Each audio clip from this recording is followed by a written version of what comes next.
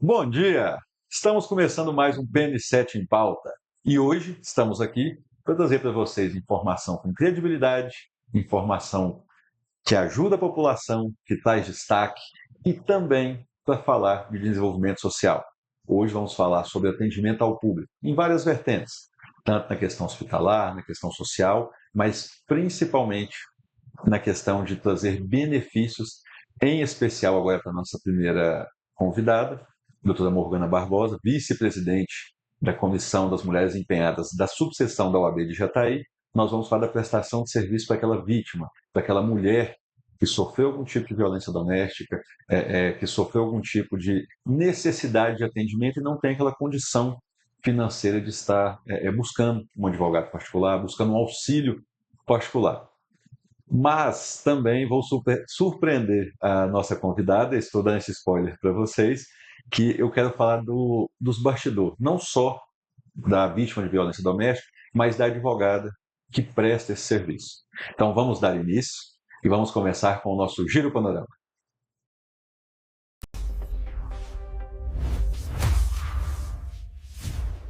Começa agora o Giro do Agro do Portal Panorama, com os principais destaques do campo e do mercado, informação rápida e direta para você acompanhar o agronegócio. A extração de terras raras em Goiás ganhou destaque no mercado internacional e passou a atrair interesse dos Estados Unidos, que buscam reduzir a dependência desses minerais. Mesmo com esse avanço, o Brasil ainda atua principalmente na etapa de extração, enquanto o maior valor fica no processamento fora do país. O cenário levanta dúvidas sobre o quanto essa atividade pode gerar desenvolvimento nas regiões onde ocorre. Uma operação de fiscalização ambiental identificou um garimpo irregular no exterior de Goiás, com extração ilegal de ouro e impactos na vegetação nativa às margens de um rio. No local foram aplicadas multas, a área foi embargada e equipamentos usados na atividade foram apreendidos. Os responsáveis ainda podem responder nas esferas administrativas, civil e criminal, além de ter que reparar os danos causados ao meio ambiente. O uso de drones na agricultura brasileira cresceu de forma acelerada e já se consolidou como uma ferramenta importante no campo. A tecnologia deixou a fase experimental e passou a ser aplicada em diferentes culturas, acompanhando a modernização da produção agrícola no país, trazendo mais precisão nas aplicações, redução no uso de água e insumos e facilidade de acesso a áreas de difíceis operações, o que tem ampliado o uso dessa tecnologia na rotina do produtor rural. O Brasil concluiu a abertura de mercado para exportação de material genético bovino ao Togo, ampliando as oportunidades comerciais no setor agropecuário. A nova autorização deve impulsionar as exportações brasileiras e acompanha o avanço da demanda por tecnologia na pecuária, além de reforçar a presença do país no mercado internacional e abrir espaço para novos negócios e parcerias no segmento. E assim a gente encerra o Giro do Agro de hoje, com os principais destaques do campo e do mercado rural. Informação direta e atualizada para você seguir bem informado. Até a próxima!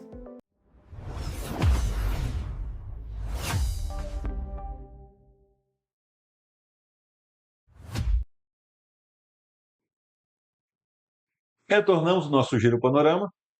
Estamos recebendo nos nossos estúdios a doutora Morgana Barbosa Borges, ela que é vice-presidente da Comissão das Mulheres Empenhadas da subseção de Jataí, advogada criminalista, e está aqui hoje para nos esclarecer tema de extrema importância, que é sobre essa logística do trabalho da comissão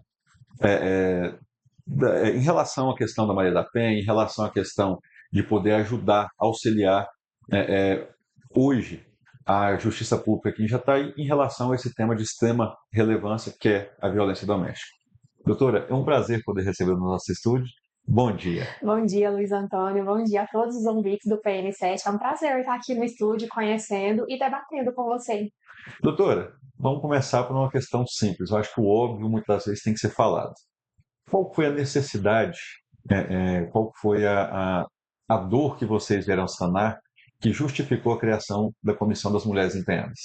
Sim, antes da pandemia, acontecia muito de, infelizmente, as vítimas irem para as audiências desacompanhadas de advogados e elas se sentirem mais vítimas, ou enfim, muito vulneráveis naquele momento, visto que em algumas vezes o réu, né, aparecia com 3 advogados e a vítima sozinha ali no canto dela se sentia talvez até acanhada por conta de todos aqueles profissionais ali na audiência. Então a doutora Sabrina, sabiamente, ela viu realmente essa necessidade de ter um advogado acompanhando a vítima. Deixando claro que nós não somos assistentes de acusação, nós somos advogadas da vítima. Então, a gente não atua subsidiariamente ao Ministério Público. Nós somos advogados da vítima, de acordo com o artigo 27 e 28 da Lei Maria da Penha. Então, a partir daí começou esse projeto, né? Inicialmente éramos 5 pessoas só, e a gente começou a fazer o acompanhamento da vítima em todos os atos do processo, seja na parte civil, seja na parte criminal. Então, a comissão começou a tomar forma a partir daí. Eu até coloquei essa questão, que bom que você corrigiu em relação a esse auxílio que vocês fazem hoje ao juizado de violência doméstica, mas eu só queria frisar, vocês são advogadas das vítimas, o auxílio que vocês fazem hoje em relação ao juizado é nesse acolhimento, nesse auxílio para quem não consegue ter um advogado particular. Exatamente, a gente presta serviço gratuito às vítimas de violência doméstica que não têm condições de contratar um advogado, porque de acordo com a lei é direito de todos terem um advogado acompanhando no ato, seja réu, seja autor do processo. Então, deixando bem claro, a gente não é assistente do Ministério Público, então a gente não está ali para complementar o Ministério Público, apesar de que muitas vezes a gente se complementa. Mas nós somos advogados da vítima no sentido que a gente tem autonomia para fazer pedidos que a gente achar necessário, para intervir ali em algum momento. Então, a gente acompanha em todos os atos processuais, desde que o processo foi instaurado até o final, grau de recurso dependendo. E algumas vítimas, dependendo também, a gente pede até auxílio previdenciário, auxílio reclusão, algum tipo de coisa. Então, a gente também não se fixa só no processo em si que originou a violência doméstica.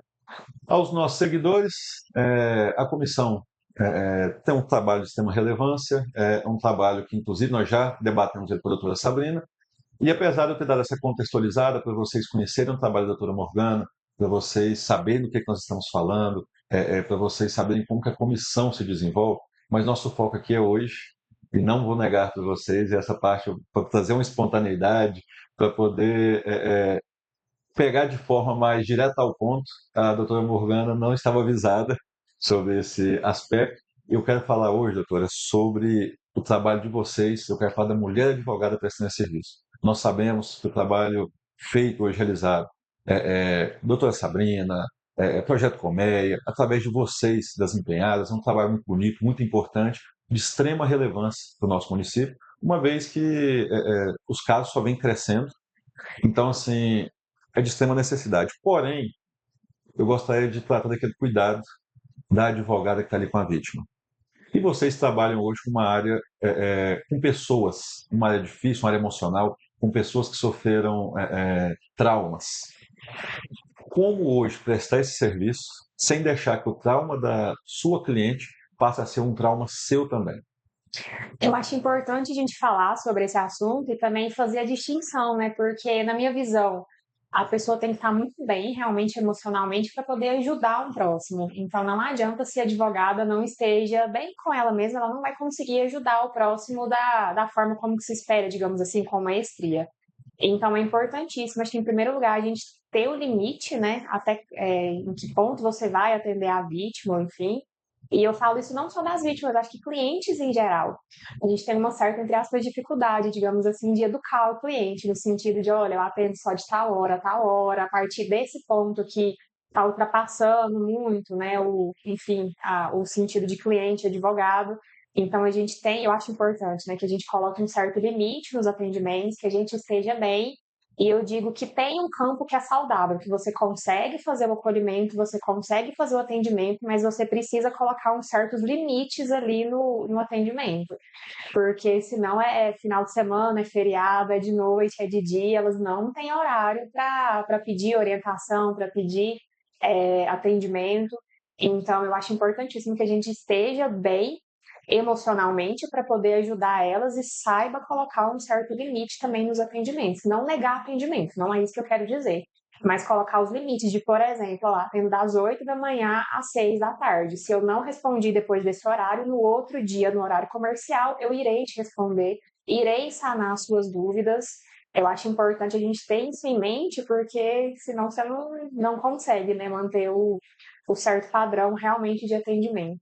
E só para contextualizar, caso aconteça algo que é de extrema emergência e precise entrar em contato com a gente de madrugada, acredito que o certo não seria naquele primeiro momento o advogado, mas sim a polícia. Sim, com certeza. Às vezes acontece, né, das vítimas quererem relatar descumprimento para a advogada. Por exemplo, tem uma medida protetiva em vigor, o acusado não pode chegar perto dela e o acusado chegou perto dela, apareceu na porta da casa dela, tá, enfim, fazendo alguma coisa. E ligar para a advogada não vai resolver, gente. Liga para a polícia militar, liga para o 190, que eles vão fazer o acolhimento ali naquele momento. Pode ser acontecer até a prisão em flagrante, né, dependendo do caso. Então, não necessariamente é o advogado que vai resolver aquele momento. Geralmente, né, o advogado vai te tirar dúvidas do que você pode fazer ou não, mas em dúvida, 190 é sempre o caminho certo. Em relação aos advogadas da comissão de vocês, eu nunca obtive relatos de forma contundente em relação a essa questão dessa dinâmica com o cliente. Mas os advogados que atuam na área de família sempre trazem essa questão e tem até uma máxima que eles gostam de utilizar, que eu achei bem interessante, que seriam vítimas fazendo vítimas. O advogado que não está hoje na comissão, ele acaba que tem que se virar em relação a isso. Mas vocês são um grupo.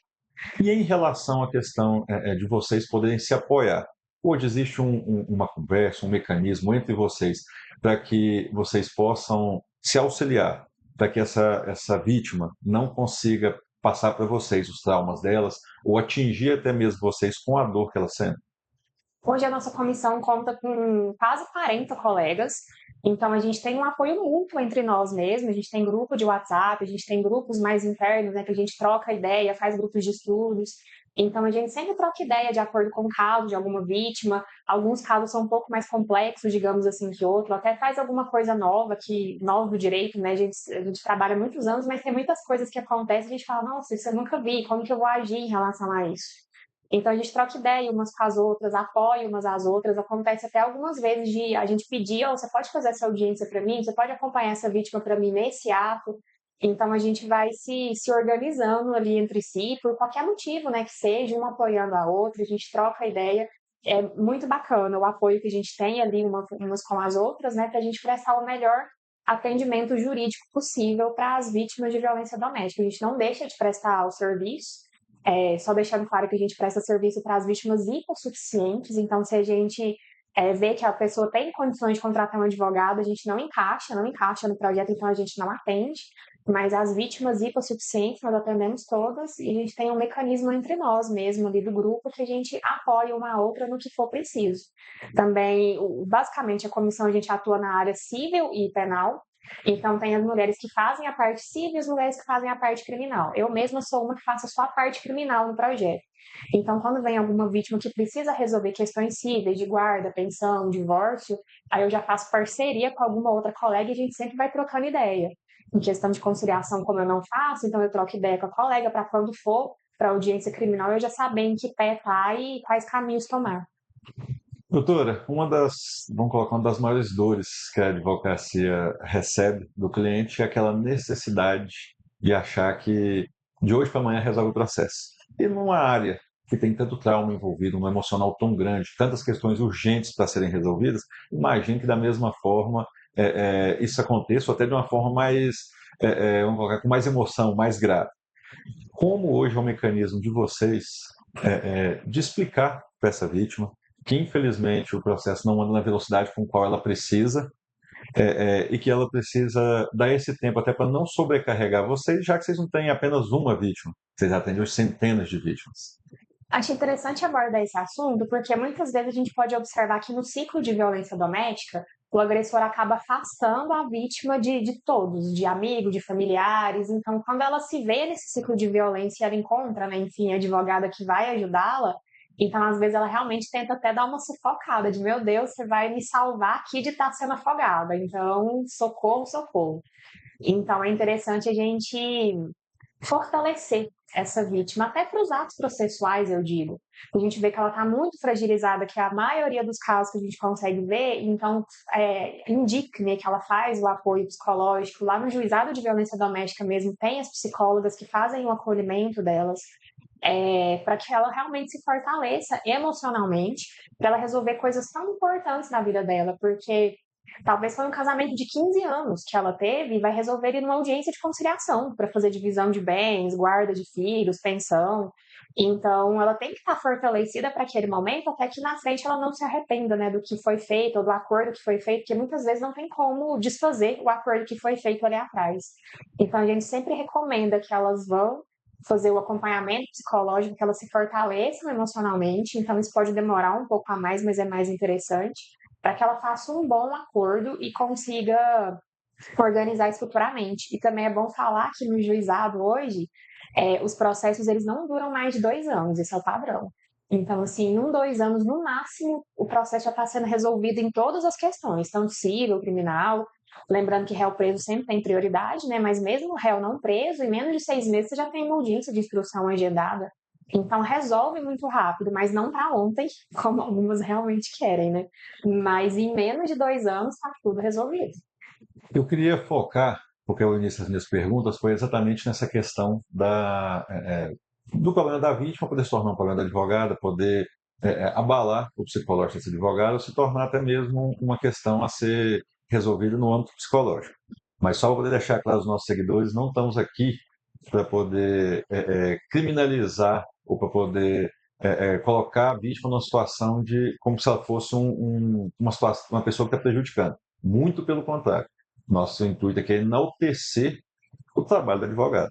E nesse aspecto também, uma das situações que eu já vi acontecer muito no Brasil, mas que eu ainda não ouvi acontecer aqui em Jataí, eu gostaria de saber se já aconteceu, seria no aspecto daquele agressor, que além de ameaçar a esposa, a família, a vítima, também passa isso para a advogada como se a advogada fosse a culpada por ele ter que responder pelos atos que ele praticou. Aqui em Jataí, já teve situações assim? Infelizmente, já aconteceu várias vezes na nossa comissão de que a advogada precisou pedir medida protetiva contra esse cliente, porque ele entende que a advogada é uma inimiga mortal dele, porque é a advogada que está fazendo aquelas coisas, porque a mulher dele, ou enfim, não faria aquilo, que é a advogada que é a vilã da história. Então, já aconteceu de mulheres sendo ameaçadas no seu escritório, de receberem mensagens ameaçando Ameaçadoras. isso. E teve que pedir medida protetiva e medida de restrição também, porque dependendo do caso não vai caber a medida protetiva, né? Então pede medida de restrição em que o agressor precisa ficar afastado da mulher, tantos metros, não pode entrar em contato com seus familiares. Já aconteceu várias vezes aqui na comissão, infelizmente, e a gente fala, né, que a advocacia não é profissão de covardes. Então, dependendo se você receber uma ameaça, você vai continuar advogando para aquela vítima, e aí? Qual vai ser a sua reação naquele momento? As medidas de proteção têm dado resultado, como diz, elas não são 100% eficazes, mas elas protegem bastante. Enfim, o grau de casos que acontecem com medida protetiva são bem menores do que os casos em que não tem, né, medidas protetivas, então tem dado certo. As meninas têm advogado firmemente, não abandonam, né, o caso, mesmo estando com medo, mas às vezes ela vai na audiência acompanhada de alguma outra colega por fato um receio, né, alguma coisa, porque na maioria dos atos o réu participa dos atos processuais ali no momento, é direito dele. Então, como que a advogada vai participar dos atos processuais na frente do réu e com medo dele? Às vezes vai mais de uma advogada para poder dar aquele apoio emocional e tudo, mas até hoje a gente não teve nenhum caso da comissão em que abandonou, por exemplo, o caso ou a comissão por conta de ameaças. Já teve ameaça sim, mas não passou também de ameaças, não chegou a agressão ou nada do tipo.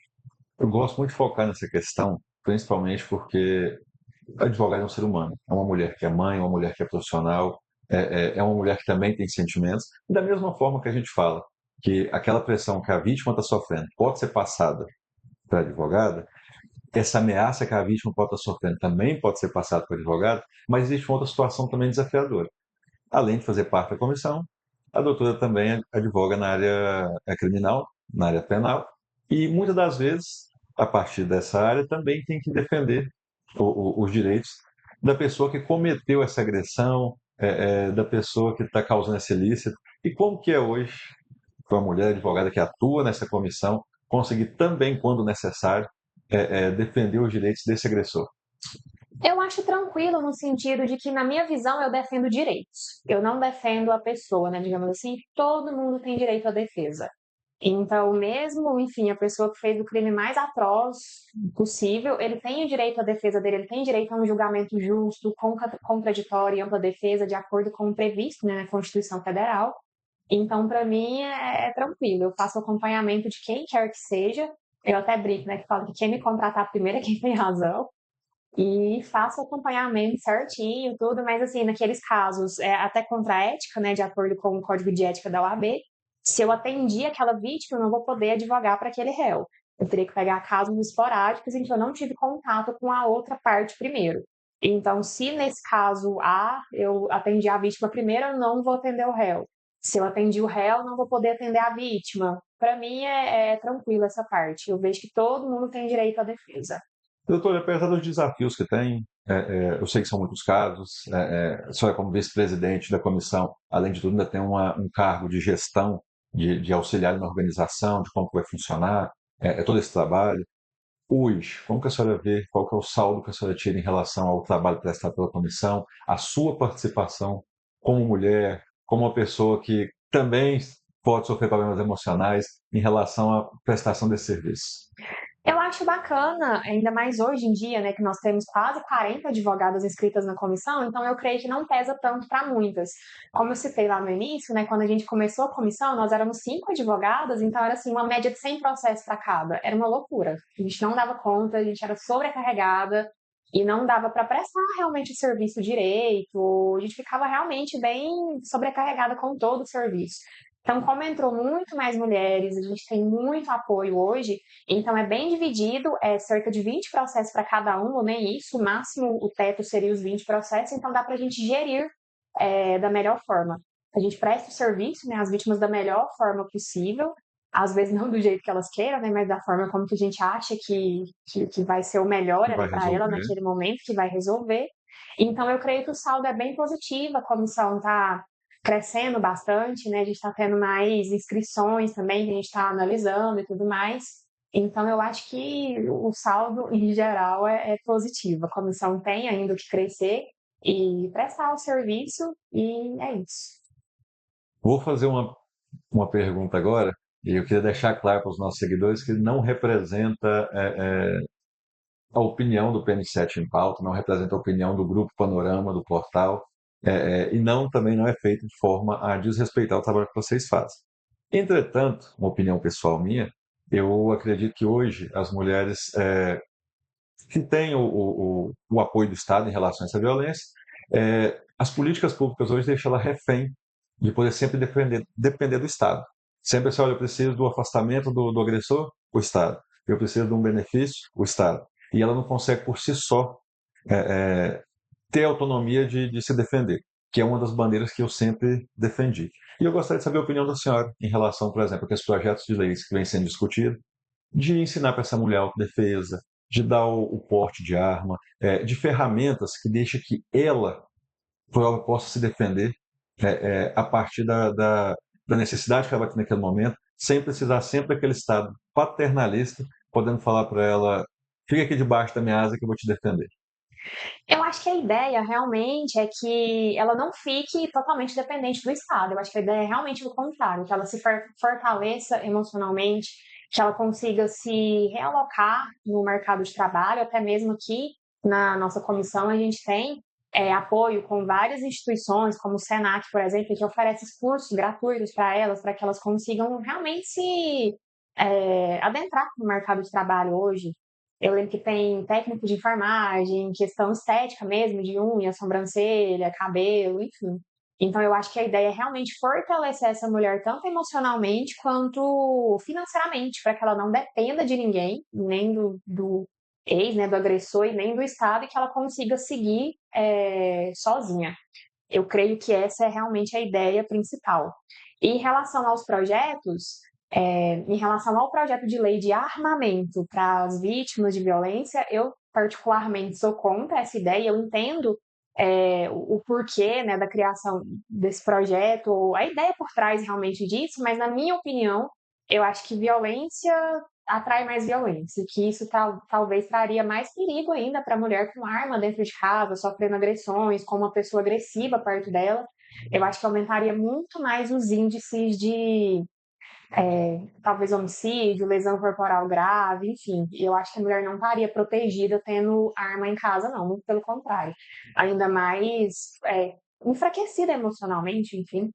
Agora, em relação às questões de luta, de autodefesa, eu apoio, eu acho que é interessante a mulher saber ter autodefesa, mas eu acho importante também a gente trazer a questão da discussão de que não é um mecanismo que vai combater a violência doméstica. A gente não pode usar ele na lei assim como um mecanismo realmente que vai combater. Eu acho que é muito errado a gente transferir para a própria pessoa, né? A questão da defesa pessoal, isso é coisa que o Estado deve fazer, a segurança pública deve tomar cuidado. Então, eu acho que fica a reflexão de que se as pessoas não tentassem agredir as mulheres, elas não precisariam ter que se defender. Então, acho válido, mas assim, tem que pensar nessa questão, né? Até que ponto? Não substituindo a segurança pública, não substituindo todas as questões de educação mesmo que a gente faz com os cidadãos, é interessante, mas que não substitua a segurança pública e também a questão da discussão de que vamos parar de agredir as mulheres. Teve um trabalho que está sendo desenvolvido por um jurista aqui de Jataí, é um trabalho que eu acho que ainda vai ser lançado, um trabalho novo, que trabalha a uma forma de tentar desestimular essa violência através da dor no bolso do agressor, uma vez que o estudo, vou dar até spoiler, baseia naquela mulher que deixa de prestar o serviço que ela tem hoje no mercado, seja na área de varejo, em qualquer ramo que for, porque em média foi um estudo feito que as mulheres que sofrem violência doméstica, elas ficam até 18 dias sem poder trabalhar no ano, e isso causa um prejuízo para o mercado de bilhões no Brasil. E uma das formas seria poder possibilitar o empresário, o patrão dessa mulher, cobrar o prejuízo da empresa dele. Da mesma forma, se for o Estado, que tem ali uma funcionária concursada, uma funcionária contratada, poder cobrar desse agressor o prejuízo que ele teve a partir do momento que essa colaboradora não pôde estar presente. Seria uma forma não só de beneficiar a mulher, mas sim a sociedade, transferindo hoje uma responsabilidade com o afastamento dessa mulher que está sendo o empresário do Estado, o agressor que deu causa a essa situação. A senhora vê válida essa forma de buscar um ressarcimento aos terceiros também prejudicados, não só a vítima de forma direta, e também como forma de punição, como forma de ensinar esse agressor a não que vai doer no bolso se ele agredir a mulher? Eu acho interessante essa proposta, até mesmo porque uma das alterações da Lei Maria da Penha, que é basicamente fala sobre a questão do SUS, ele fala exatamente sobre isso, né? De que se a mulher teve algum tipo de violência, ela precisou ser tratada no SUS exatamente por conta daquela violência, é previsto já em lei que o autor ele vai ressarcir o SUS ou as despesas que ele teve ali, hospitalares e tudo, por conta daquela agressão. Então, eu acho que talvez seria uma vertente nesse sentido, que já está prevista em lei, né? Que ressarça, de alguma forma, realmente o Estado, a empresa particular e tudo, eu acho válido. E até mesmo porque, hoje em dia, nos processos de violência doméstica, todos os processos que têm condenação, o réu é condenado a pelo menos um salário mínimo de indenização a danos morais pela vítima.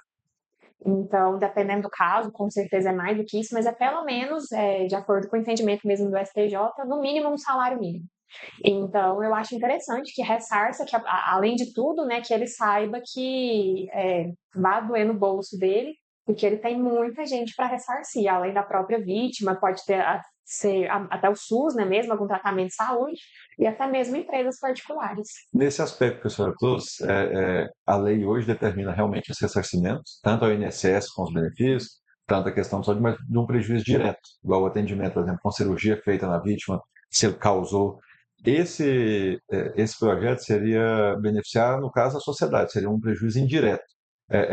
A lei até então nunca teve essa vertente em relação a buscar, por exemplo, considerar que o serviço público tem uma prestadora de serviço que pode sofrer violência doméstica, ou a empresa particular ter aquela pessoa. Acho que, nesse caso, a jurisdição sempre focou em proteger a vítima, mas também do empregador que poderia mandar embora, também do Estado que poderia dispensar ela. Nesse aspecto, acho que seria o seguinte: ó, você fez uma vítima, mas você também vitimou a sociedade. E você tem uma responsabilidade não só com a vítima que você prejudicou, mas com a sociedade como um todo. Nesse caso, a senhora vê a sociedade também como uma vítima? Com certeza, igual você mesmo comentou. Muitas mulheres acabam perdendo até o ritmo de trabalho, diminui o rendimento, né, no trabalho, então fica complicado. Eu acho que realmente, além de afetar a vítima, os seus familiares, com certeza, porque não é um crime só entre as partes, né, tem toda uma família envolvida, a sociedade em si também sai prejudicada, porque perde uma ótima profissional, enfim. Em alguns casos até acontece, né, da mulher ser beneficiada, digamos assim, com troca de serviço, de escola, de faculdade, até de estado. Já aconteceu de vítimas de violência doméstica conseguirem vagas transferidas para outro estado, tanto de trabalho quanto de faculdade, enfim. Então, a sociedade em si acaba sair perdendo mesmo, porque aquela profissional não é a mesma, né? Ela não consegue entregar tudo de si como antes, depois do trauma que ela sofreu com a violência doméstica, infelizmente. Doutora, eu queria ter mais tempo para a gente poder trabalhar esse assunto, é um assunto de extrema importância. Falar das vítimas, falar do trabalho que é feito, mas também falar da mulher advogada, falar dos bastidores, de como fazer essa proteção à vítima também é muito importante. Mas queria agradecer a sua presença, deixar nossas portas abertas para qualquer assunto, seja da comissão, seja da advocacia criminal, ou qualquer outra necessidade que tenha hoje em trazer informação aos nossos seguidores. Muito obrigado pela sua presença. Eu que agradeço, foi ótimo o bate-papo e estou à disposição sempre que possível. E para os nossos seguidores, vamos dar continuidade com o nosso Giro Panorama.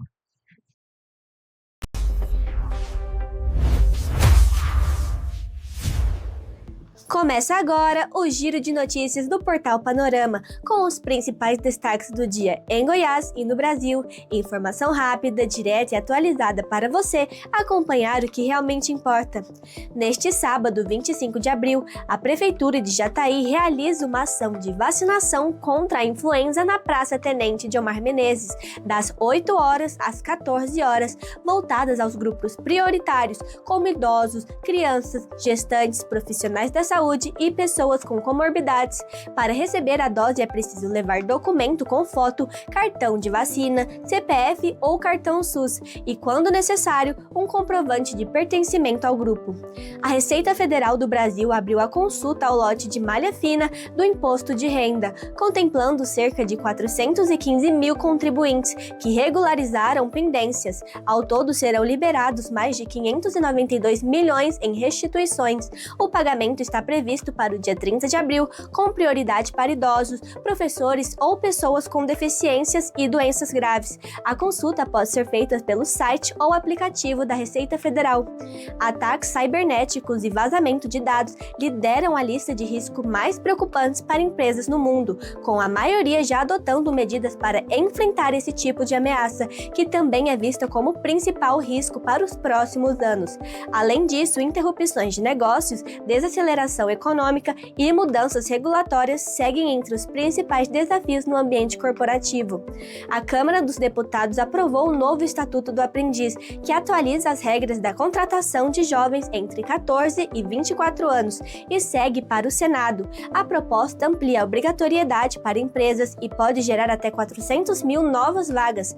O texto também traz mais clareza nas regras e reforça a formação dos aprendizes, com foco na inserção de jovens no mercado de trabalho formal. E assim a gente encerra o giro de notícias de hoje, com os principais destaques que movimentaram Goiás e o Brasil. Informação direta, clara e atualizada para você seguir bem informado. Até a próxima!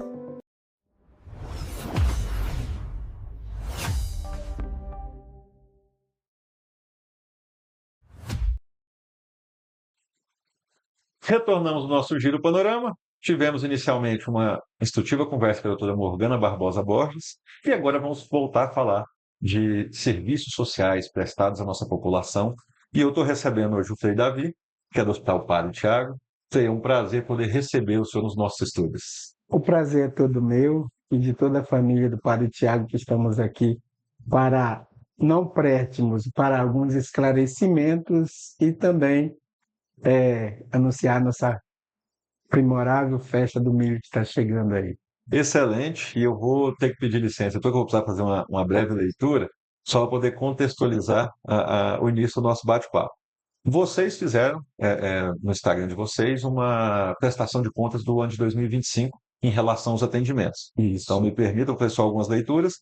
O atendimento em relação ao SUS, em 2025, vocês fizeram 5.113 consultas oncológicas, 1.614 consultas não oncológicas, 695 cirurgias em áreas variadas, 3.340 diárias de internação SUS, 2.226 diárias de UTI, 3.875 sessões de quimioterapia, 45.187 procedimentos de diagnóstico, dentre outros vários números.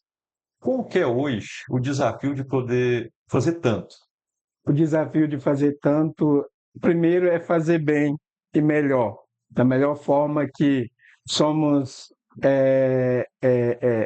formados para isso, né? Por isso, e as parcerias, né, que nós temos aí como início, com o município, depois foi alargando, né, esse trabalho com a Secretaria do Estado, com nossos pacientes oncológicos e também alguns processos de procedimento por meio de projetos e parcerias, momentos de mutirões, também nos proporcionou toda essa quantitativa de serviços prestados, muito importante, né, para que chegássemos a esses valores feitos, de serviços feitos, e assim também estamos aí aberto também para novos projetos em relação ao serviço, seja com a prefeitura, o município, e na Secretaria do Estado também, nós já temos algumas falas de abrangermos mais projetos cirúrgicos aí específicos. Lá no hospital hoje, vocês fazem esse atendimento SUS, que eu falei, esses expressivos números, vocês têm atendimento através de convênios, existem vários atendimentos prestados. E para isso hoje é inegável ver aquela construção imensa ao fundo, que é a expansão do hospital. O que vai ser feito ali? E já tem uma data que a gente possa ter uma expectativa de entrega? A data nós falamos assim, porque um prédio de 9 andares e a questão de dinheiro, né, que não tem um dinheiro específico, mas que a nossa ideia é buscar parceria, além do Estado, né, com parceiros políticos, assim, também do Ministério. Ampliação, porque nós já fazemos aí, né, o trabalho de quimioterapia, a gente fala pacientinhos, nossos pacientinhos oncológicos, a parte química, e ao construirmos, né, aquele prédio ali, no nosso hospital nós temos 50 leitos, 55 leitos, que 10 são os leitos de UTIs, e os 35 mais ou menos são leitos de enfermagem. E depois, ampliando ali aquele prédio, nós vamos para 150 leitos. E ali também nós pretendemos e vamos assim, com a bênção de Deus e as parcerias, colocarmos ali a radioterapia para facilitar e ajudar os pacientes que tanto vão para outro estado, para Goiânia, né? Também um dos princípios é esse: fazer com que logo breve saia aí essa nova estrutura para que nós possamos atender melhor nossos pacientes. Com o serviço prestado hoje, com essa expansão, é uma questão bem clara que hoje o hospital tende a ser uma referência nesse tratamento ao câncer. Hoje nós temos pacientes que saem de Jataí para receber atendimento em outros locais, pelo serviço que você falou, ainda não prestado, passarão a ser prestados, mas nós também temos pacientes que vêm tratar a partir do serviço que hoje o hospital já presta. Como que é o apoio do hospital hoje para esse pessoal que vem de fora? O apoio é da seguinte forma: por nós temos parceria já com a secretaria, ela quem encaminha. Lógico, o paciente ele é diagnosticado, então pelo município dele, que vai até a secretaria, e a Secretaria do Estado que encaminha o paciente para nós. Lógico que tem caso, porque nós atendemos convênios e particulares. Às vezes os pacientes vão ali e é diagnosticado. Logo, então, nós orientamos e também segue o fluxo. Nunca chega e nós já introduzimos no sistema, não. Tem que ir pela Secretaria do Estado. Essa é a parceria. E a secretaria encaminha ao paciente e nós vamos fazer o tratamento ali que é possível, porque tem algum tipo de tratamento que nós não fazemos. E aí são esses que são transferidos, que podem ir para Goiânia, fazer outros procedimentos, além daqueles que nós ali não fazemos, né? E falando em fazer tanto, falando nessa expansão, nessa tentativa não, essa busca do aumento do serviço prestado, em especial para esse paciente oncológico, em especial também para o paciente que não tem condições, aquele que vem do SUS, aquele que vem pelo trabalho filantrópico. Infelizmente, sua boa vontade não é o suficiente para fazer, precisa de apoio também. E para isso, vocês têm, além das parcerias, os eventos. E vamos tratar hoje de um evento que faz parte, inclusive, do calendário cultural do município, que é a Festa do Milho. Como que vai ocorrer em 2026? Quando que vai ser? Aonde que vai ser? A Festa do Milho começou já há 3 meses atrás, quando nós iniciamos a busca de parcerias, que nós falamos, eu sempre falo, pessoas do bem, que têm o mesmo propósito de fazer o bem. E aí temos algumas parcerias que foram feitas já, mas que a nossa festa ela vai ser nos dias 7, 8 e 9 de maio, né? Dentro dessas parcerias tem alguns aí que já há muito tempo, né? Desde quando nós iniciamos esse trabalho aqui, assumimos esse hospital em 2014, mais ou menos, vai fazer 12 anos, estamos aqui prestando serviço, né? E a festa vai acontecer a 8ª, né? A 8ª festa do milho, já, este ano. Então, A nona. Só para poder contextualizar para os nossos seguidores, nós estamos com apoio logístico aqui, por isso nós estamos fazendo esse adendo. É a nona. eu falei nome e depois O senhor 8ª, falou né? e tal, isso, mas nosso apoio logístico está nos explicando. Vocês vão estar fazendo a nona festa. Isso. Tá. É a 9ª festa do milho que nós vamos executar nesses dias 7 e 8 e 9 de maio. E aí a gente lança o convite desde já, né? Nós não fazemos essa festa sozinhos, além do apoio dos empresários, parcerias das instituições, tanto aquelas que já fazem esse trabalho conosco e as demais que estão agregando novos parceiros. Além disso também, não só financeiramente, mas a mão de obra, que também é muito importante. Por exemplo, a pamonha gira no mínimo 100 e poucas pessoas, né? Talvez não seja suficiente, mas dá para fazer. Quanto mais gente, melhor, né? Então são assim 3 dias. Vou interromper só um segundinho, vou pedir para o nosso apoio logístico só consertar o microfone. Porque, enquanto isso, eu vou falar direto aos nossos seguidores. Quando o Frei fala que o dia 9 de maio, que é o último dia do evento, o pessoal de Jataí tende a sempre deixar para ir no domingo. Não, gente, 9 vai dar no sábado. No domingo a programação já se encerrou. Então, o dia 9, que dá no sábado, tem como último dia do evento, então tem que aproveitar. O evento começa na quinta, vai até a sexta e terminará no sábado. Então, se atenta, é um fator cultural nosso aqui em Jataí, deixar para ir no evento no domingo. Esse evento não irá até domingo, irá até no dia 9, no sábado, tá? O senhor, por favor, continue. Nós estávamos falando da pamonha, de necessidade de mais gente para poder estar fazendo ela. Isso. E o local também, onde vai ser no local no Jaques, né, na Secretaria de Esporte, onde que ano passado também foi feito lá, um local muito apropriado, aberto, então ali foi muito, muito favorável. Então, este ano também vai ser lá.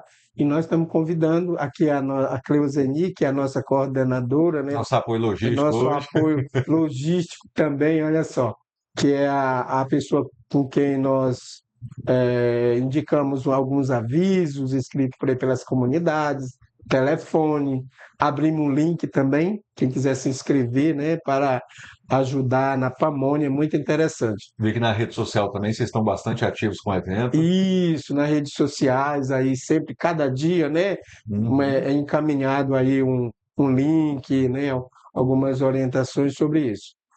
E também desde já, quero dizer assim, porque também tem outra parte, cardápio, né, convidar assim sobre os cardápios, além da costela, da costela que é famosa, com milho, né, a costela com milho, nós temos o escondidinho, nós temos a chica doida, que é assim um prato muito, muito querido pelo povo, busca muito. Vamos ter o pastel e tem um cardápio novo, que vai ser o caldo de milho com frango. Excelente. Segundo as falas do povo, é muito pedido no dia, sim, nos dias, né? E tem esse chamamento de perguntar se não tem um caldo e tal. Então, este ano vai ser um prato novo. O senhor falou para nós onde a pamonha, que eu acho que é o prato principal, né, o mais tradicional, vai ser feito, que é no Jato, o senhor explicou, mas o evento em si, onde ele vai ocorrer? O evento vai ser no shopping, já é o quarto evento que nós, em parceria no shopping, né? Desde já eu já quero agradecer a parceria aí com Lucas, né? O Lucas, o gerente também dele aí, que está todo o apoio. E lembrar, assim, dos parceiros, seu Toninho é a pessoa que dita datas, né? Porque como ele doa todo o milho, então eu fico assim, seu Toninho, quando vai ser? Então, quando ele diz a data que vai ter o milho bom, então é aí que a gente lança. Por isso que às vezes atrasa um pouco, as pessoas ficam, Frei, quando vai ser e tal? Eu digo, estou esperando a minha bússola, que é o seu Toninho, né? Mas graças a Deus, o seu Toninho, nós temos o seu Irineu, nós temos a Favos, nós temos Mão dos Bens, nós temos Mão do Leite, a Campeira, né? Agora nós estamos com o novo presidente, o Rodrigo, né? Desde já quero dizer assim, são parceiros aí de longa data. Nós temos também os grupos maçônicos que sempre nos auxiliaram com o bar, toda a estrutura do bar fica por conta deles, assim. E demais pessoas, se eu não cito todos aqui, porque são muitos, mas eu peço perdão, porque eu não tenho uma lista para falar de todos. Mas todos aqueles que eu não falei aqui, está no meu coração e eu digo muito obrigado pela essa parceria, que é muito importante, porque sem esses parceiros do bem, nós não conseguimos fazer. Não, e assim, até um adendo, eles podem se sentir abraçados por vocês, porque nas redes sociais tem a especificação de cada um, eu pude observar lá que vem ditando quem é patrocinador, quem é parceiro, quem está ali para ajudar de forma beneficente. Então, assim, por mais que o senhor não consiga trazer para todos os nomes aqui, hoje são bastante, graças a Deus, mas que se sintam todos abraçados, porque de uma forma ou de outra estão sendo citados, seja aqui ou seja nas redes sociais. E agora você, né? Vocês aqui, Luiz, né? Vocês aqui, né? Aqui nesse momento aqui, fazendo com que também nós possamos distribuir e dar um pouco daquilo, né? Dessa ação do bem com você já faz há tanto tempo, né? Então, agregando bem que nós alcançamos mais pessoas que são pessoas do bem, mas estão necessitadas. Quero também deixar um abraço aqui para a TV Oeste, né? Gaspar, Cristiano, todo esse povo que sempre esteve aí conosco e estamos juntos de novo, né? As rádios, né? Ah, sim. As rádios aí que nós também, parceria com a Diocese, né? A rádio da Diocese também e demais rádios aí. Só tem que pedir Em nome gratidão. do Grupo Panorama, do Portal Panorama, do PN7 em Pauta, que é o que nós estamos aqui agora, nós que agradecemos poder ajudar e gostaria de seguir, inclusive, nesse sentido com o senhor. Um evento que até então começou para beneficiar o hospital, para ser uma fonte de arrecadação, passou a ser um calendário, um evento do calendário municipal, um evento tradicional de Jataí. Então, hoje nós temos uma situação de a população beneficiar, ajudando, mas também participando do hospital, trazendo uma fonte cultural para a população de Jataí.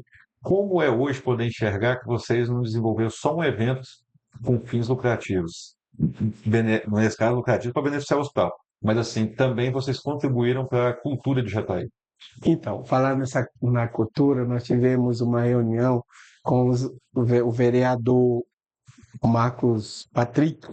Então, esse foi um dos pedidos que nós vamos fazer, que nós entendemos aqui já foi levado a isso a nível estadual, esse pedido de inserir na cultura, né? Um pedido de... E aí nós fomos fazer esse pedido, mandar pauta, para que a festa do milho também seja inserido nessa dimensão cultural, tá, do município. Aí essa foi uma das questões que nós fomos lá. Além de, nessa pauta, nós vamos tratar, né, de outros projetos e tudo mais. E a importância de que o nível, né, se elevou tanto, né, porque, que eu saiba, a nossa festa ela começou com a prefeitura também, logo no início aqui, né, nos subúrbios, aqui bem simples, e de um certo tempo já como saudoso, né, na época, Frei Saulo, Frei Paulo, né, que deu esse rampa aí para a festa, junto com todo esse pessoal da sociedade, das instituições, assim, que elevou a esse nível, né, que estamos agora. Só tenho a dizer assim, que é muito importante, tanto para o município quanto para a cidade, né, esse serviço que prestamos através, né, dessa festa, porque é o único evento que nós fazemos, que é próprio do Padre Tiago. E uma questão também que nós pedimos para ser levado em nível cultural, mas que o Padre Tiago fosse o responsável de, né, de executar, de direcionar, né, essa festa. Para que tenha uma atenção diferenciada através de Isso, vocês, não sempre aquela mesma administração, não ficar aqueles eventos iguais, precisa ter um diferencial. isso foi pedido. Nesse aspecto, o senhor falou da questão do Estado.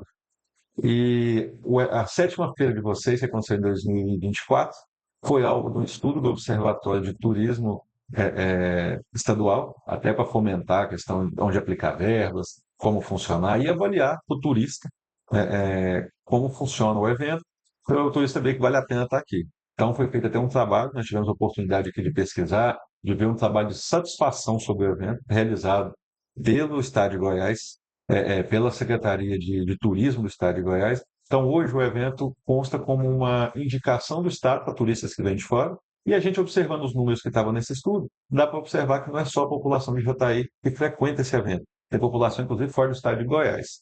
Como sobre essa dimensão hoje, o senhor acredita que esse evento vai sempre estar aumentando?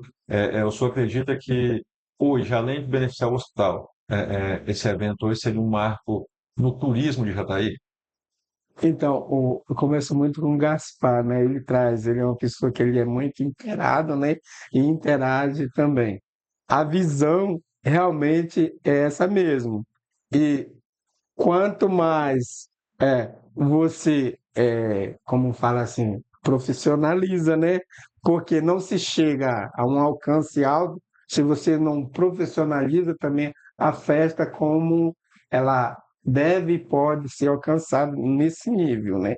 Então, eu acredito e tenho certeza que tem tudo para chegar a esse alcance e alcança também outras pessoas do nível de outro estado, de outros municípios, entendeu? Porque colocando o estado e município, tratamos e trabalhamos vários municípios, que são 28 municípios que pertencem lá em... Porque em São Paulo a gente fala regional, né? Uhum. Aqui também é regional, Também. regional, né? Então a gente tem todo aí esse mapa, essa gana de pessoas que alcançamos, até do nível também estadual. Nós falamos que a festa vai acontecer em maio, nós falamos aqui de datas, seria de 7 a 9 de maio, nós falamos que vai acontecer lá no shopping de Jataí. O senhor especificou para nós que os voluntários que puderem ajudar, que tiverem interesse em ajudar, já estão sendo cadastrados pelo hospital, já estão sendo recebidos. E vamos falar agora o senhor falou também da questão do cardápio que vai estar sendo servido lá, mas também é uma questão cultural, uma questão de atrações. Teremos atrações culturais esse ano também? Nós teremos, teve algum equívoco que algum dos cantores, né, desistiu, mas já estamos encaixando aí o cronograma das apresentações. Na quinta-feira, nós temos a a apresentação da De palha. Chapéu de Palha. Aí depois nós temos o cantor, aí não vou lembrar o nome, mas nós temos. Produção, você tem anotado? Me alcance para que eu possa facilitar. Eu consigo. Não, sempre. Ajuda aí, filho. Olha, no dia 7/5, na quinta-feira, vamos ter abertura, o Chapéu de Palha, o Michael Knight e a atração principal, que é o João Kleber e Humberto. Ó, gostei muito. Cantores, inclusive, atrações aqui da nossa região. No dia 8, na sexta-feira, 8/5, 8 de maio, sempre lembrando, também abertura, dança gaúcha, Orfeu e Menestrel, que historicamente em Jataí é incrível. Então, gente, sexta-feira, pelo jeito, vai ser um dos dias principais. E o Cedo Samba, que também são filhos de Jataí, que também hoje fazem parte de toda a questão da cultura de Jataí, também fugindo só daquela questão do sertanejo, também trazendo atrações de outros segmentos da música. Na sexta a gente tem a dança do gaúcho. Então, é a dança gaúcha, isso. E no sábado, dia 9, sempre lembrando, gente, não vai até o domingo, até o dia 9, não deixa para a última hora. Abertura com orquestra de violeiros, a atração principal, que é a Bárbara, e outras atrações que vão surgir aqui, igual você falou, né? Podem vir sendo substituídas, complementar. 3 atrações. No mínimo 3 atrações por dia. Incrível o layout do evento, incrível a estrutura que já está sendo mostrada nas redes sociais, incrível que a sequência de apresentações, acredito eu que mais uma vez será um sucesso. Acredito eu que mais uma vez a população vai entender que não está beneficiando só um fator cultural, mas o hospital também, e vai estar contribuindo tanto para o desenvolvimento cultural de Jataí, quanto para as atividades de vocês. E nesse aspecto, eu até queria continuar te perguntando para o senhor. No 7ª e na 8ª edições, vocês direcionaram a verba que teve de lá, o lucro, mais especificamente para obras e para a parte oncológica. Esse ano vai seguir o mesmo segmento? O mesmo segmento, a parte oncológica e também, além da construção, também em alguns momentos, o próprio dinheiro serve para um pouco do custeio, porque é muito caro o hospital. Se nós vamos falar valores de hospital, a gente se assusta, né?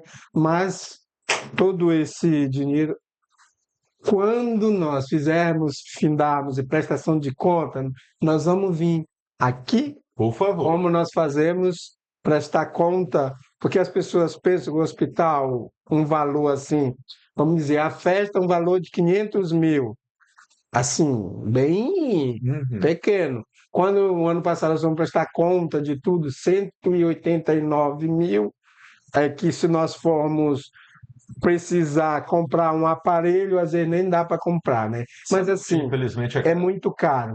Por isso que a gente, um pouco de cá, um pouco de lá, tanto do lado do Estado como, né, esses próprios eventos nos ajudam muito. Mas especificamente, nós estamos focando para a construção oncológica do nosso hospital. Frei, nosso tempo é curto, infelizmente. Seria muito bom a gente poder até falar mais sobre o hospital, sobre as atividades, mas infelizmente nosso tempo para poder discutir esses assuntos de extrema importância ele é mais reduzido. E eu gostaria que o senhor se despedisse do nosso público, convidando eles para poder participar do evento, para poder ajudar o hospital e participar desse evento cultural de Jataí. Para essa câmera, por favor. Convido você, a todos vocês que estão aí lá do outro lado nos vendo, para que você possa vir participar conosco. Vem participar, vem degustar, se deliciar dos pratos que já é próprio da cultura, né? Para que você também, o pouco que você vir compartilhar, vai se tornar um muito, porque o próprio Jesus ensina: o pouco com Deus é muito e o muito sem Deus é nada. E eu acredito que somos do bem, também você é do bem, você está convidado. Venha conosco, venha desfrutar dessa festa tão maravilhosa. Não é só uma festa, mas é um processo que Deus proporciona a você e eu para melhor servir, estar a serviço da vida. Desde já, muito obrigado e gratidão. Nós que agradecemos a oportunidade de poder estar auxiliando e que os nossos seguidores vão seguir com o nosso Giro Panorama.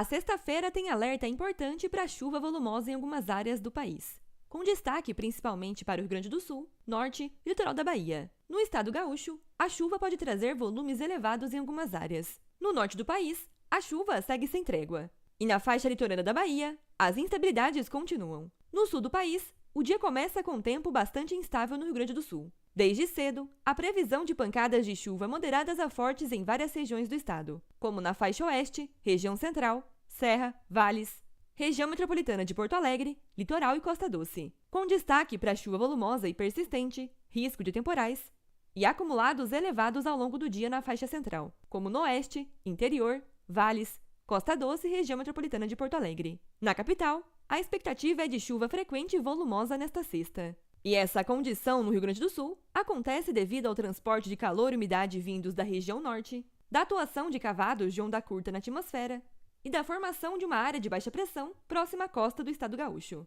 No decorrer do dia, as instabilidades se espalham e ganham força na metade norte do Rio Grande do Sul, além do oeste, sul e interior catarinense. Enquanto isso, no restante da região sul do país, o tempo segue mais firme. No norte do país, a chuva continua sem trégua.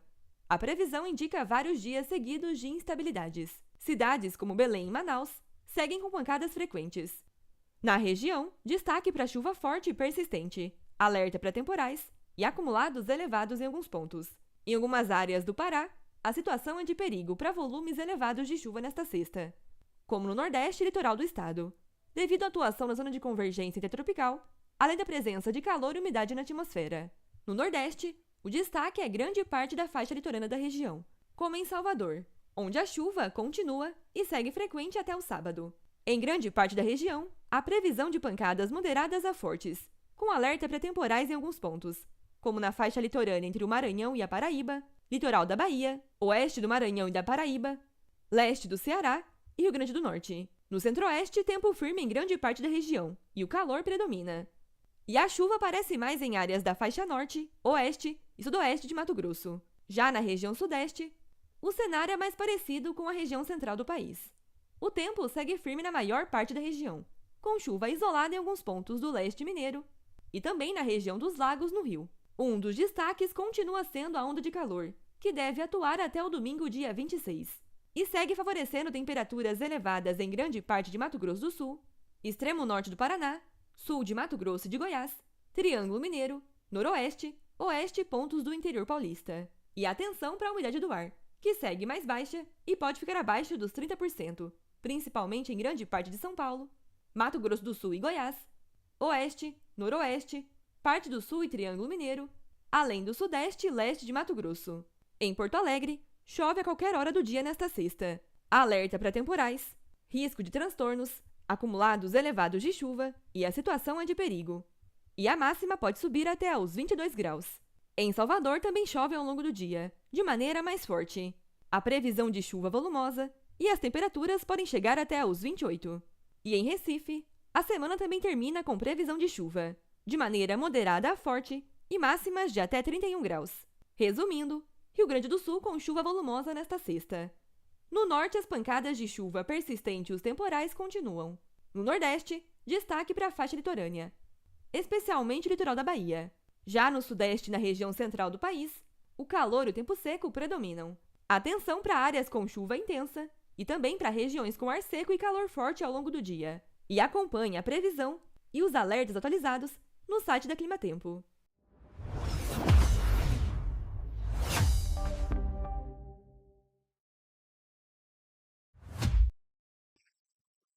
Vamos finalizar a nossa edição de sexta-feira, agradecendo a presença de vocês, agradecendo vocês estarem aqui conosco nesse início de manhã e falando, gente, como sempre, tratamos de assuntos aqui que desenvolvem Jataí.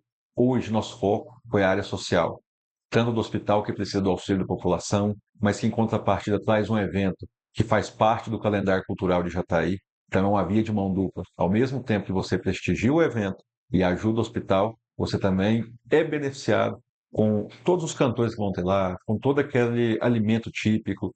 E também hoje falamos com a doutora Morgana, da Comissão das Mulheres Impérias da OAB de Jataí, falando sobre o importantíssimo trabalho realizado por elas. Em especial hoje, foi possível a gente falar de um aspecto diferente, das advogadas de Jataí que prestam esse serviço, que também precisam do apoio, tanto da OAB, quanto do Judiciário, quanto da população de Jataí. Agradeço a vocês pela presença, por ter nos acompanhado e aguardo vocês na segunda-feira, às 7 da manhã. Muito obrigado.